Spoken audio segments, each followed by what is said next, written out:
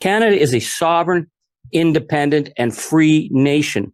Our border and our democracy does not exist at the whim of the predator in the White House. Anyone who thinks that our nation's borders will be respected because the gangster in Washington happens to like the king fails to recognize the nature of the threat before us. There is no morality in a man accused of raping children, and no morality in a political system that would give such unprecedented power to this criminal. The world stood frozen as the madman with the nuclear codes used the threat of destroying a civilization as a negotiating tactic. Terrifying, but not nearly as terrifying as the fact that no one is stepping up to stop him.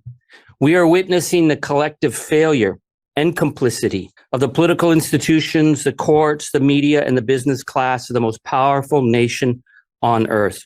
This past week, the world stood frozen as the madman with the nuclear codes used the threat of destroying a civilization as a negotiating tactic. Terrifying, but not nearly as terrifying as the fact that no one is stepping up to stop him. We are witnessing the collective failure and complicity of the political institutions, the courts, the media, and the business class of the most powerful nation on earth. And where are the allied nations? Hoping perhaps that he won't notice us? This past week, we learned that Donald Trump said he wasn't going to invade Canada or force the movement of the border. Not because we were a democratic ally, not because it would be a breach of international law, but because he says he likes King Charles.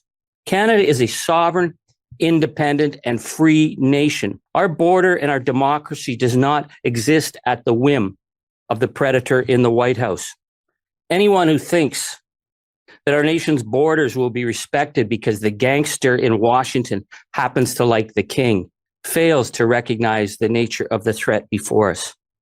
This is a president who says the only constraint on his actions is not Congress, not the courts, not international law, but, quote, my own morality, my own mind. There is no morality in a man accused of raping children, and no morality in a political system that would give such unprecedented power to this criminal. The issue for Canada is that we share a 9,000-kilometer undefended border with a nation that is no longer under the rule of law. Trump's threat to NATO is not just a threat to Ukraine and Greenland. It is a threat to us because it is about isolating us. Donald Trump has never wavered in his attack on our nation or lessened the insults against our leaders and institutions. We are now like Finland and the Baltic states on the border of a menacing threat. But they have taken an all-of-society approach to resistance. Canada needs one as well. For the past year, I've traveled this country meeting people and listening to their views on how to protect Canada's sovereignty and independence. Canadians are united like never before. They're willing to do their part, and they're fiercely determined to protect our democracy and our values. It's been reported that the government has set up plans for a 300,000 person volunteer citizens force, but so far nothing's been said publicly. Why? I've met many people willing to sign up. And this is not about marching with bayonets in Belleville, but building local teams of resilience to help out in whatever kind of emergency we face. It is about sending a message to the world that Canada's sovereignty is not up for discussion. This morning, I'm going to bring forward some suggestions based on what people have been talking to me about from one end of the country to the other. People who ask the question, well, what can I do? How do I make a difference? In 1940, when the Nazis invaded Denmark, 17-year-old youth named Arne Sager wrote what he called were the 10 Commandments of Resistance. And those commandments were passed from family, to citizen, and the Danish people maintained a remarkable level of solidarity and saved almost the entire Jewish population. Now, we are nowhere near the level of threat faced by the Danish people, but given the deteriorating situation south of the border, we have a responsibility as citizens to be active participants at this moment in history. So I offer you 10 simple steps every Canadian should take to protect our democracy. Number one, I promise to do whatever I can to defend the sovereignty, territorial integrity, and democracy of Canada. 2, I promise to respond to the best of my abilities to help in times of national disasters, floods, fires, or threats to our border. 3, I promise to upgrade my skills to help my community and my country, whether in emergency preparedness, first aid, or other training. 4, I promise to show up for my community and country by voting and participating in grassroots democratic actions, including resistance against anti-democratic threats. 5, I promise to remain true to the values of inclusion, fairness, and respect for Indigenous rights, and I will do my best to ensure that no one is singled out because of their sex, gender, race, or religious background.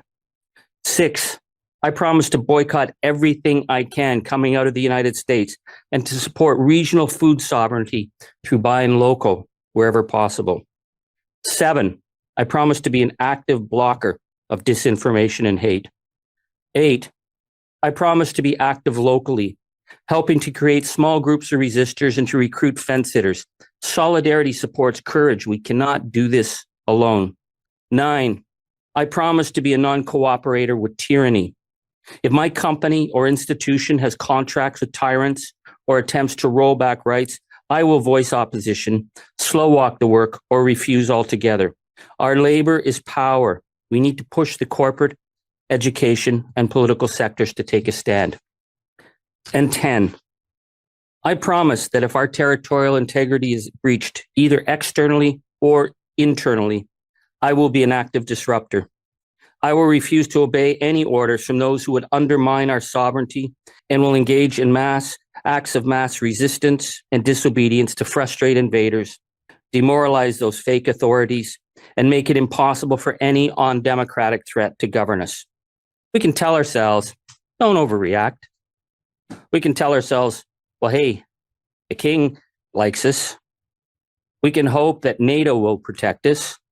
We can tell ourselves, well, the midterms are coming and everything's going to be returning to normal again. Or we can face the fact that the only thing that will save this beautiful and at times fragile democracy is ourselves, the Canadian people. Le monde est témoin de la menace que représente le régime de Washington. The entire system of the media and the courts and the politicians who let this happen. And now we are dealing with the results. There's a reason they can't abide a democratic nation on their border. Because we are still a nation of the rule of law. We're still a nation that believes that diversity is not a sign of weakness, it's a sign of strength. That we believe in fairness. And we are not going to let any of that MAGA hate come across our border. Not now, not ever. That's why they hate us.